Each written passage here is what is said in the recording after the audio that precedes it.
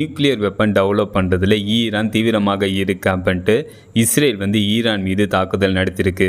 இதற்கு பதிலடியாக Iran Israel மீது தாக்குதல் நடத்திருக்கு. அடுத்து இரண்டு நாடுகளும் 7 நாட்களுக்கு மேலாக மோதலில் ஈடுபட்டு வருது. இதற்கிடையே அமெரிக்க இராணுவம் ஈரானில் உள்ள 3 நியூக்ளியர் சைட்டான இஸ்ஃபகான், நடான்ஸ், ஃபோர்டோ எனப்படும் 3 நியூக்ளியர் சைட்டை அமெரிக்க இராணுவம் தாக்கியிருக்கு.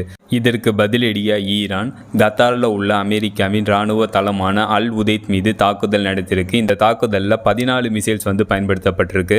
அந்த 14 மிசைல்ஸில் 13 மிசைல்ஸ் தற்காப்பு தாக்குதலில் சுட்டு வீழ்த்தப்பட்டிருக்கு அப்படின்ட்டு யூஎஸ் பிரசிடென்ட் தெரிவிச்சிருக்காரு. அது மட்டும் இல்லாமல் இந்த தாக்குதல் குறித்து முன்கூட்டி எங்களுக்கு தெரியும் அப்படின்னு தெரிவித்திருக்காரு.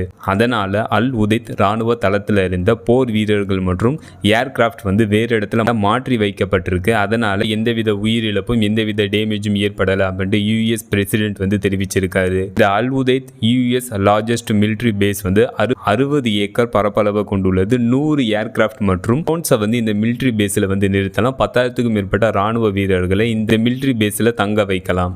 அந்தளவு மிகப்பெரியது இந்த அல் உதைத் மிலிட்ரி பேஸ். அமெரிக்காவின் அல் உதைத் இராணுவ தளம் மீது ஈரான் தாக்குதல் நடத்தியனால பல நாடுகளில் ஏர் ஸ்பேஸ் தற்காலிகமாக க்ளோஸ் பண்ணப்பட்டிருக்கு.